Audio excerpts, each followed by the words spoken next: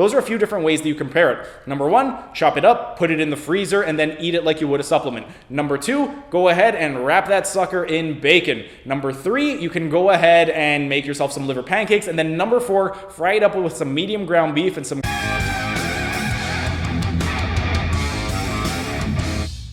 Hey everyone, thanks for tuning in and welcome back to another Sunday Q&A. Steven here with Team Euphoric, and today I'm going to be teaching you how to prepare liver. Liver, it's very, very nutritious. The problem is that a lot of people do not like the taste of liver, and I often see in these different carnivore groups and also in the comment section, people asking how exactly can you prepare liver to make it a little bit more palatable. So that is exactly what I'm going to be teaching you guys today. These different variations that I'm going to be showing you right now, they are going to be from the most palatable to the least. So if you are somebody that absolutely despises liver, you're going to want to try the earlier recipes. And then if you're somebody where you don't really mind the taste of liver, you just want to find a way to prepare it so that it's a little bit more palatable, then you could try these later recipes. But in terms of cooking liver, the number one thing that you could do if you absolutely despise liver and you do not want to taste it whatsoever is chop it up into tiny little pieces, freeze it, and then you could take them right out of the freezer as you want to consume it, and then just pop it just like you would a supplement. You have it just like you would a pill. That's going to be the easiest way that you can do it if you absolutely hate liver and you really want to find a way to get liver into your diet. Now, the next thing that you could do,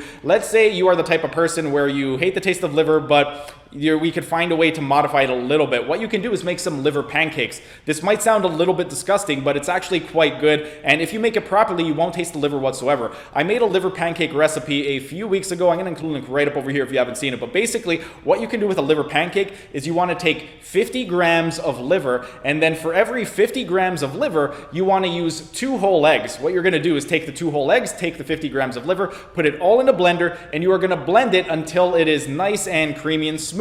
Once you've had that, you're going to go ahead and fry it up however you like. You could use a cast iron skillet, you could use a ceramic skillet, glass, stainless steel, whatever type of cookware you have, those would be the ones that would be preferable, but you're going to cook it on those different skillets, flip it over, and then that'll give you a lovely liver pancake, and you're barely going to be able to taste the liver. When I make this one, personally, it's not something that I really make that often because I actually enjoy the taste of liver, so I just cook it regularly. But when I do make this the odd time, I'll use 2 eggs, and I find that the taste of liver, it's very, very subtle. You can't really taste it that much. If you're the type of person where you absolutely hate liver and you don't even want to taste it a little bit, you could even try adding 3 eggs for every 50 grams of liver. But go ahead, give those different recipes a try, see if you enjoy it. If you enjoy it, then you just found yourself a liver recipe that you can make that you're going to be able to actually enjoy and hold down. Now, another thing that you could do is anything tastes better when you wrap it in bacon. I ended up making these liver kebabs a few years ago, and it was specifically a jerk recipe. I ended up getting this jerk chicken recipe, and I wanted to find a way where I can incorporate it with some liver. I'm going to include a link right up over here if you haven't seen that video, but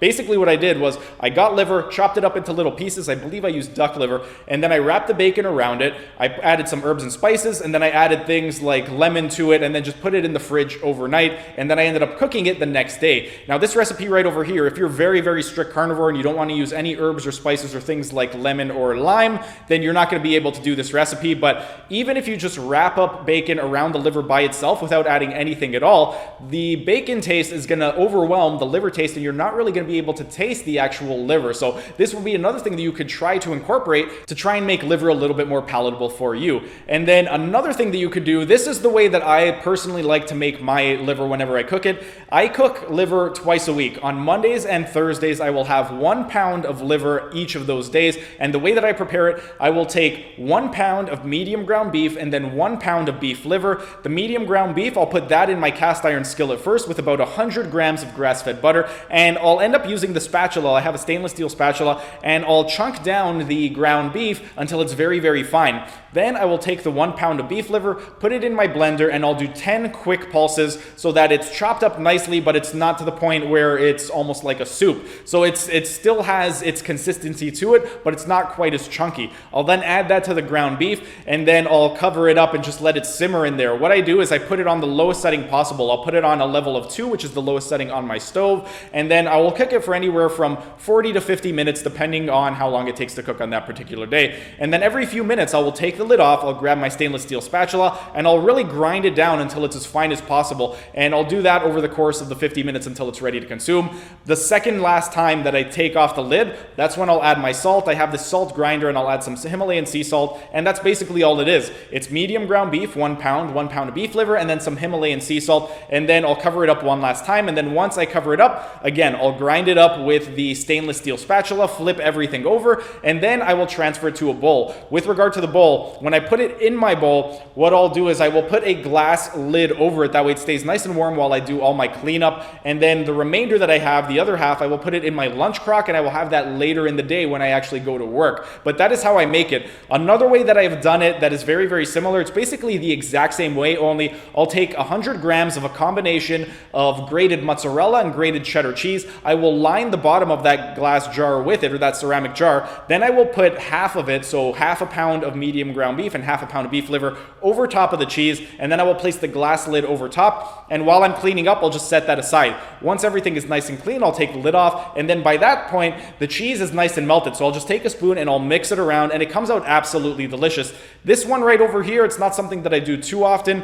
Maybe once every 7 to 8 times that I end up making my medium ground beef and beef liver, I'll end up adding the cheese. But if you are somebody that you don't mind adding cheese and you can get away with cheese because you feel good on it, this would be another thing that you could do to add it to your liver to kind of mask the taste a little bit. And this personally is my favorite way to prepare it. Now, in terms of the actual beef liver recipe, whenever I make this recipe, I notice that medium ground beef is going to be optimal as opposed to something like lean ground beef. I have made this with lean ground beef in the past, and it wasn't something that I did intentionally. I basically ran out of medium ground beef, and the only thing they had at the store was lean ground beef, so I made it, but I find that it didn't really taste that good. I was still able to eat it, but I didn't enjoy it quite as much because the actual ground beef, because it was lean ground beef, it didn't have the same texture to it. It was a lot more dense, it was a lot more bland, and I just personally did not enjoy it as much. So if you are the type of person where you are afraid to use medium ground beef because you're trying to save up on the calories, that may be something that may be worthwhile, just adding in medium ground beef. You may have to subtract the calories from elsewhere, or if you're not really concerned with gaining weight or losing weight and you're just really eating for the point of eating to make yourself feel good,